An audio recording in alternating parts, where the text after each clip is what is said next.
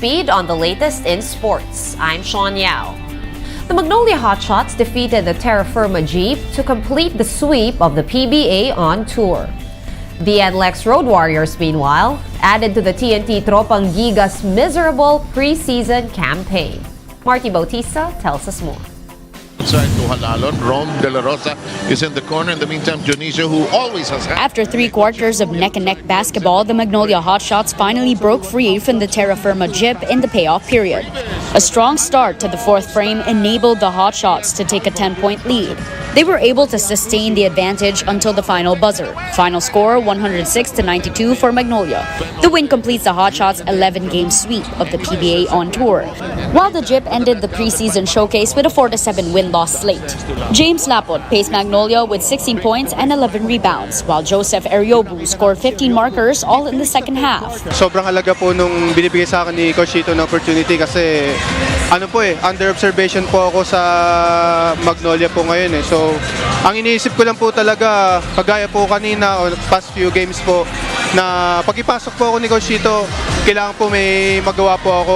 Warriors. Montalvo, nice pass inside to Marcelo. Easy bucket. In the other game, the TNT Tropang Gigas zoomed to a 20-point lead in the early goings of their matchup against the NLEX Road Warriors, but NLEX retaliated in the ensuing quarters as they slowly chipped away at the lead. The Road Warriors were even able to build a 20-point lead of their own in the second half. This proved to be too much for TNT as NLEX notches the comeback win 97-84. Anthony Semerad led the team with 23 points. The win evens out the Road Warriors win-loss record at 5-5, while TNT slid further to 1-9. There are 2 play dates left in the PBA on tour, and the next one is on Friday, July 28 at the Inaris Arena in Pasig. The Rain or Shine Elasto Painters will take on the Meralco Bolts at 5 p.m., while the Northport Batampierre will battle the Converge Fiber Extras at 7:30 p.m. For News 5, Marty Bautista, We Are One News. Justin Brownlee will not be joining Gilas Pilipinas in the team's pocket tournament in China. Instead, Brownlee will be resting and recovering from bone spurs on his foot. Gilas is set to fly to China on August 1 for a pocket tournament where they will play other World Cup-bound national teams. This development came after the Samahang Basketball ng Pilipinas, or SBP, announced that Jordan Clarkson will be the team's naturalized player in the FIBA World Cup. The 3-time PBA best import was also absent in the team's practice session at the Meralco gym on Wednesday. Brownlee will be suiting up for the squad in the upcoming Asian Games in China come September. And fresh off their historic win at the FIFA World Cup, the Philippine women's football team is back to the drawing board as they prepare for a more challenging task. The Filipinas are back in training ahead of their last group stage assignment against world number 12 Norway. Coach Alan Stajic is confident that the Pinays can stay the course and build on that big win against New Zealand. The Norway game will determine whether the Philippines can enter the next round. We're taking a timeout. The game on One News Now will return after this quick break. Stay tuned.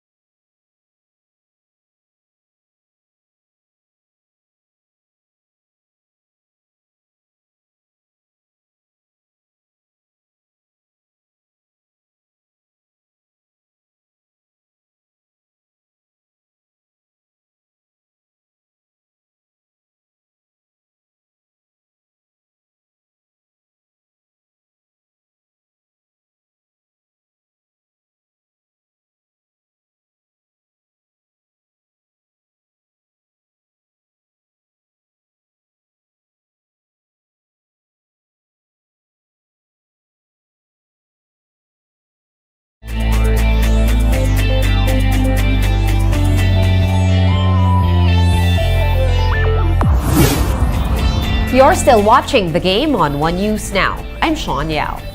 The Philippine women's softball team finished in 4th place in Group C of the Women's Softball World Cup. The RP Blue Girls lost to Italy 6-5 in the playoffs of the tournament. The game was tied at the top of the 4th inning, but Italy was able to punch one through to retake the lead and eventually the game. The loss meant that the Philippines was not able to qualify for the Women's Softball World Cup Finals, since only the top 3 teams are allowed to advance.